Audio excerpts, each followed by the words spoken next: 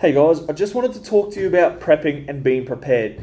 I want to take you back to the back end of 2019, start of 2020. So in the back end of 2019, we saw news coming in about this virus. They knew little of it. They knew death toll was pretty high, and it was very contagious.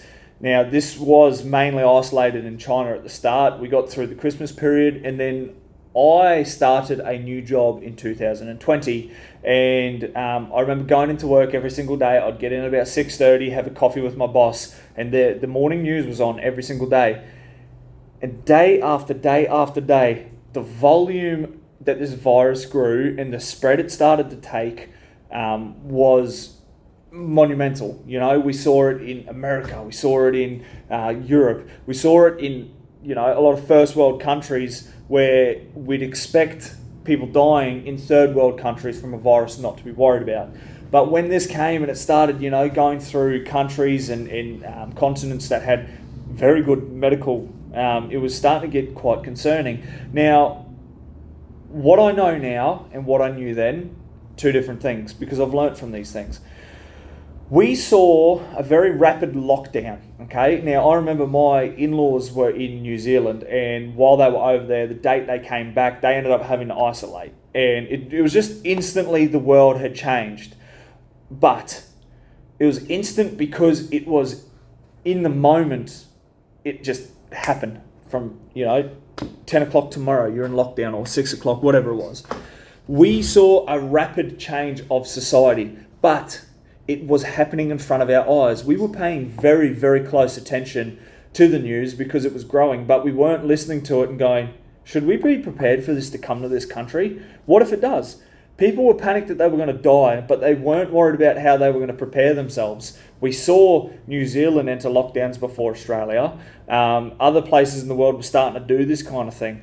And in hindsight, the writing was always on the wall for us to go, hey, just get ourselves prepared, because what happened, we saw the worst in people, and unfortunately that's what I'm prepared for, is whatever happens next, whether it be a virus, whether it be a war, whether it be a natural disaster, people are the worst thing to come from that. If you're prepared, you don't have to be around people that are, willing to impose violence or stuff like that. So, for example, the world saw it, people fist fighting over toilet paper, people fist fighting shop attendants because they were pissed off. The shops were packed. They were absolutely packed. People went straight there because they're like, I can't go tomorrow, or I don't want to catch this virus. But the people that were prepared and the people that were ready didn't need that. They were ahead of everyone else. And you can then plan with a level head what your next actual movement is, because you don't base your decisions on panic. So I missed that cue. 2023, we saw a major weather event at the border. So 2023, there was a tornado, and the tornado left many residents without power for up to 14 days. Now, a lot of these people were displaced and they went elsewhere because they had no power, no gas, all of that stuff. Again, I was like, oh, maybe. But it was last year, we had a tornado and a cyclone. We had a cyclone come in a part of Australia that we don't often get cyclones, and the panic. This was when I knew from COVID not to send my team at the last minute. We gave them 2 days off before the cyclone was estimated to hit, and we allowed them to go and get resources. I said, don't go last minute. You're not going to get what you need. Just have enough to power your phones, all that, because if a cyclone did hit this part of town at the magnitude they expect it to, there is a very, very high chance that some areas are going to be without power for prolonged periods. Get yourself non-perishable goods, stuff that doesn't need to be in the fridge or freezer. If you do run out of power, eat your fridge or freezer stuff first. I started teaching people around me that being a day or two prepared is better than everyone else. And that's kind of what got me to here. I've always paid attention to global news, but more so, I'm going to say since COVID, because what COVID proved to everybody was that our world can change very, very quickly. The social norm changes rapidly. So if we're in an environment where suddenly financial pressures are catching up on us, the war may start to impact our ability to get stuff into the country. We could be directly impacted, There could be a whole lot of things that happen should there be a global conflict that we aren't prepared for. And as I say to my wife, I'm preparing for an event to be ahead of everyone else. Am I specifically preparing for one event? No. But tomorrow, we could get a cyclone form off the coast and flood us again like it did in 2011. That stops people getting into your towns to get your resources, so your town is now limited. The things we rely on as first-class countries suddenly go away, and we panic and we shit ourselves and we don't know how to survive.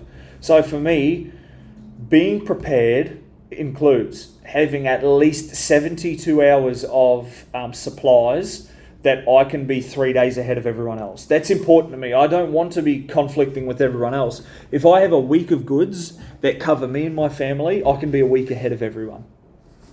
Being prepared for me also includes having plans should shit hit the fan. Now, where we live, we got cut off in 2022. We had some floods. We've got a lot of bridges, so we got isolated pretty good and we couldn't get products in. What it also meant is that in a period of overnight, our town was cut off from more regular more populated parts of town. So we were kind of stuck. We were stuck at my wife's parents' house. We got stuck for a night or two before we could get back home. Now, if that happens, and we have no power, I'm ready. I'm ready for that. So, I am paying close attention to the world news. Why? Because I've seen how quickly the world can change, even in first-class nations. So I'm paying attention to the news every single day. Now, am I prepared for an event? Not 100%. Do I believe I've got time? Absolutely I do. Because the writing will be on the wall. We all saw it with COVID. We just didn't listen to it. We didn't prepare for it.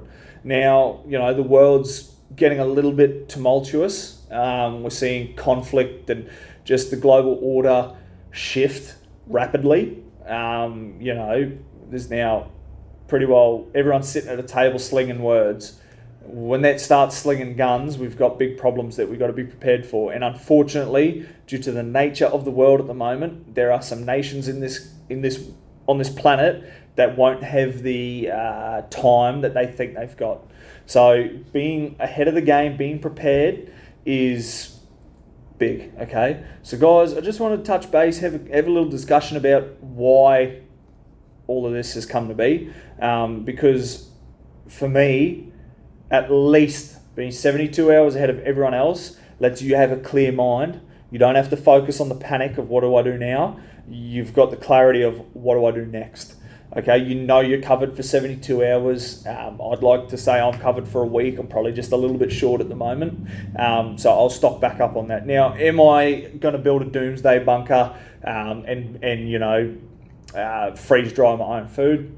Very unlikely. Am I going to go invest in fucking nuclear masks? Again, very unlikely. But there's every opportunity that, some of the resources I have, I am a carpenter or an ex-carpenter.